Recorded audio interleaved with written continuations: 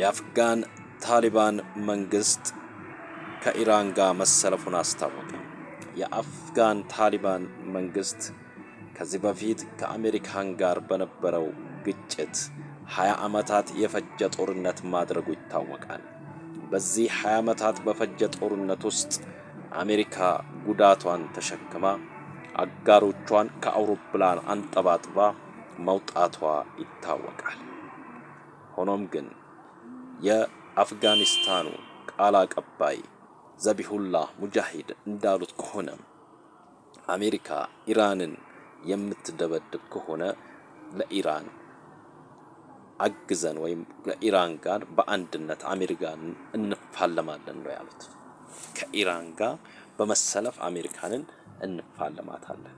ይሄ ሌላኛው ለኢራን ትልቅ ድል ነው። ምክንያቱም ሱኒና ሺአ በማለት አሜሪካና እስራኤል ከፋፍለው ኢራን ብቸኛ ትሆናለች ብለው አስበው ነበረ። እንግዲህ አሁን ከሱኒ ወገንም ኢራኖች አጋዥ አግኝተዋል ማለት ነው። ስለዚህ በአረብ ሀገር የሚገኙ ሱኒ ሙስሊሞችም ኢራንን አግዘው በጦርነቱ እንደሚሳተፉ ነው ከሺአቶቹ ውጭ ማለት ነው። ይሄ ደግሞ ሙስሊሙ ኡማ አንድ ከሆነ ለአሜሪካ በጣም እንደሚያስቸግራት ለአሜሪካ ብቻ ሳይሆን ለአረብ አሸንጉሊት መሪዎችም እንደሚያስቸግራቸው ነው ይሄ የሚያሳየን። ለምን ብንል ትልቁ በመካከለኛው ምስራቅ ያለው ክፍተት ሺአ እና ሱኒ በማለት እስራኤልና አሜሪካ የከፋፈሉትና የሙስሊሙ አንድነት እንዳይመጣ ያደረጉበት ዋነኛው መንገዳቸው ነው። አሁን እንደ አፍጋኑ ቃል አቀባይ ዘቢሁላህ ሙጃሂድ ከሆነ ይሄ ለኢራን ትልቅ ድል፣ ትልቅ አጋርነት ነው።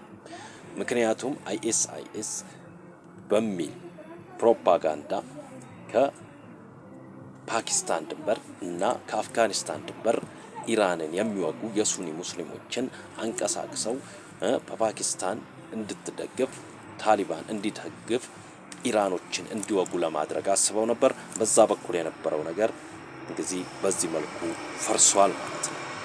የአፍጋን ታሊባን ኢራንን ረዳ ማለት በዛኛው በአፍጋንና ፓኪስታን ድንበር ያለባትን ክፍተት ተሞላ ማለት ነው። ስለዚህ በባለፈው ቱርክ ማውገዛ ይታወቃል፣ ሳዑዲ ማውገዛ ይታወቃል፣ ዩናይትድ አረብ ኤሚሬት ማውገዛ ይታወቃል፣ ኳታርም እንደዚሁ በተመሳሳይ እነዚህ የአሜሪካን ቢዛ ያለባቸው ቦታዎች ናቸው። እነዚህ ሀገራት ማውገዛቸው ይታወቃል። ስለዚህ አሜሪካኖቹ አሁን ከኢራን ጋር ለሚገቡበት ጦርነት ከፍተኛ የሆነ ጥንቃቄ ሊያደርጉ ይገባል ማለት ነው። እንደ ድሮ አጋዥ አልያዙም ከእስራኤል በስተቀር። ምክንያቱም ኢራቅ ያለው ሁኔታ ጦር ቤዛቸውን እያስወጡ ነው። ከሶሪያ የጦር ቤዞቻቸውን እየለቀቁ ነው አሜሪካኖቹ። ስለዚህ በከፍተኛ ሁኔታ ከነዚህ አካባቢዎች የኢራን ጥቃት ስለሚደርስባቸው ነው ከኢራንም ከሶሪያም አካባቢ ለቀው እየወጡ ያሉት። ስለዚህ አሜሪካን በአሁኑ ሰዓት ከአውሮፓ ጋር የገባችበት ግጭት አለ። ግሪንላንድን በተመለከተ እንደገና ከመካከለኛው ምስራቅ ያሉ አረብ ሀገራት ደግሞ ኢራንን እንድትመታ ፈቃደኛ አይደሉም።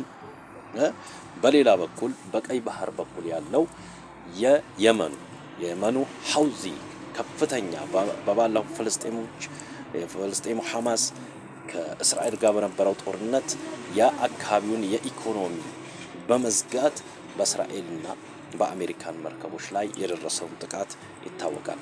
አሜሪካ እነዚህን የንግድ መርከቦች ለመከላከል ወደ ቀይ ባህር መርከቦቿ ብትሰድም ከፍተኛ ጉዳት አስተናግዳ መውጣቷ ይታወቃል።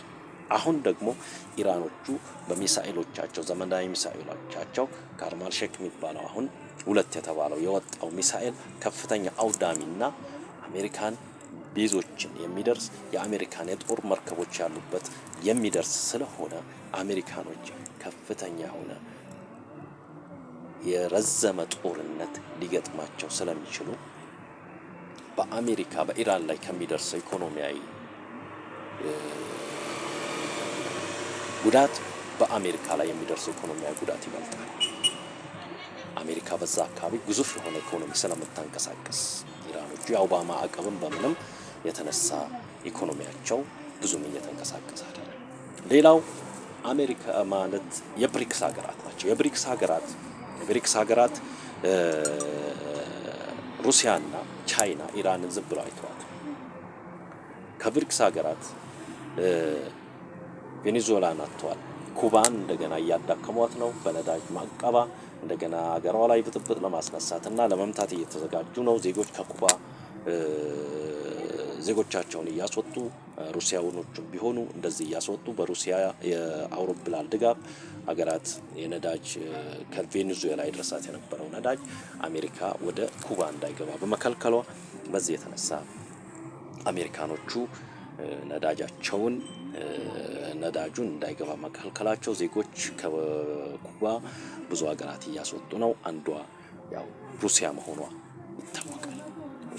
ይታወቃል። ሌላው ሩሲያ ዝም ብላ አትመለከትም። ይህንን ጉዳይ ልታስጠጥቃቸው ትችላለች። ሌላኛው ቻይና በከፍተኛ ሁኔታ ዘመናዊ መሳሪያዎቿን ሳተላይት መረጃዎችን ለኢራን እያቀበለች ነው። እያንዳንዱ የአሜሪካ የጦር እንቅስቃሴ በኢራን የሚገኘው እያንዳንዱ በመካከለኛው ምስራቅ የሚገኘው የአሜሪካ የጦር እንቅስቃሴ በኳታር፣ በባህሬን፣ በቱርክ እንዲሁም በሳዑዲ አረቢያ፣ በዩናይትድ አረብ ኤሚሬትስ በሚገኝበት አካባቢ መረጃዎች የአሜሪካን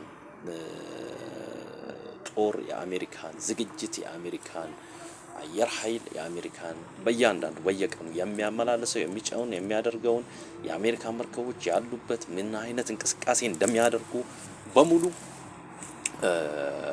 የቻይና ሳተላይት ለኢራኖች መረጃ እየሰጠ ነው ያለው። ይሄ ጦርነት ለአሜሪካ መልካም አይመስለኝም። ሰውየው እያበዱ ነው።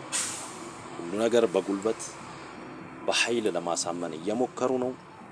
እንግዲህ የአሜሪካ ፖለቲከኞች፣ የአሜሪካ ደህንነቶች፣ የአሜሪካ ጦር ሰራዊት ይህን በኩል አሜሪካ ከፍተኛ ሊጋፈጣት የሚችል ሰራዊት የሚችል ኃይል እያለ መሆኑን ያውቃሉ። ግን ሰውየውን በምን መልክ ሊያቆሟቸው እንደሚችሉ አይታወቅም። ከአጋር ሀገራት ለምሳሌ ከአውሮፓ ግሪንላንድን በተመለከተ ግጭት ውስጥ ገብተዋል። ዩክሬንን በተመለከተ አውሮፓውያንን ስለማያማክሩ አውሮፓዎቹ አኩርፈዋል።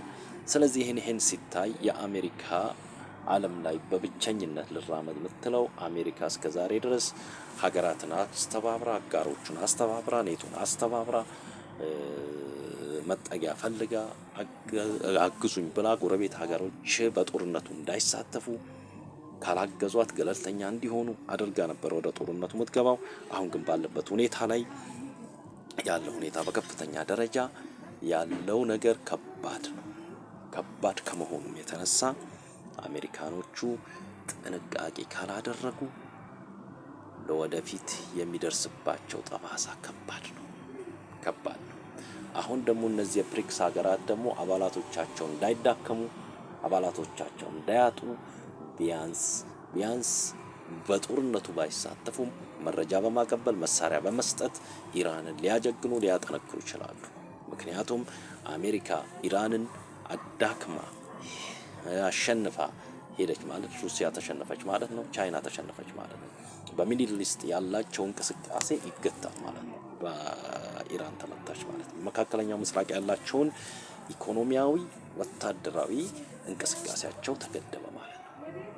ስለዚህ ይሄ የቻይናው ያለው የመንገድ መስፋፋት ቤልት ሮድ የሚባለው ነገር ሊያከትምለት ነው ማለት ነው። ስለዚህ ቻይና በዛ በአካባቢው ከታይዋን ጋር ባለችበት ነገር ውስጥ ከታይዋን ጋር በምታደርገው ከባድ የሆነ ፍልሚያ ኢራን የለችም ማለት እዛ ጋር አሜሪካ ከሩቅ ምስራቅ ድረስ ቻይና ባህር በሚባለው አካባቢ ድረስ በመሄድ የታይዋኖችን እየደገፉ እያገዙ ነው። አሁን ከመጡት መርከቦች ከፍተኛ አውሮፕላን ጫኝ ከሆኑ መርከቦች ውስጥ አንዷ አብርሃም ሊንከን የተባለችው ከዛው ከቻይና ባህር ከሚባለው የመጣችው እና ሳውዝ ቻይና የሚባለው ሳውዝ ቻይና የሚባለው ከፍተኛ ቻይና እና አሜሪካ ፍጥጫ ውስጥ የገቡበት የቻይና አጋሮች አሉ፣ የአሜሪካ አጋሮች አሉ። ለምሳሌ ብዙ እዛ አካባቢ ያሉ ሀገራት አለ። ጃፓን አለች። ጃፓን ከሩሲያ ጋር ያላት ነገር ይታወቃል። ከቻይና ጋር ያላት ነገር ይታወቃል። ያው የሁለተኛ ዓለም ጦርነት የነበረበት ሁኔታ ይታወቃል። ጃፓኖች ከስህተታቸው አሁንም አልተማሩም። አሜሪካ እንዴት እንዳጠፋቻቸው አሁን ደግሞ ከአሜሪካ ጋር እንዴት እንደተሰለፉ ያው ዓለም የሚያውቀው የሚታዘበው ጉዳይ ነው። ስለዚህ አሜሪካ በአሁኑ ሰዓት ወደ ጦርነት ልትገባበት የምትችለው ነገር አይኖርም። ተከብራ ተፈርታ መኖር ያለበት ይመስለኛል። በእኔ በኩል ያለው ይሄ ነው። አንተስ ምን ትላለህ? እንግዲህ ይሄ ነው በእኔ በኩል ያለኝ አስተያየት። አሜሪካ አሁን ዓለምን ማስተባብራ መምራት አልቻለችም። ዓለምን አስተባብራ መምራት ስላልቻለች በብቻዋ በግላ በጉልበቷ እየሄደች ስለሆነ አንድ ቦታ ላይ ሊያዳልጣት ይችላል። ሌሎቹ ደግሞ ብዙ ሀገሮች አናታቸው መታቻቸው ስለሆነ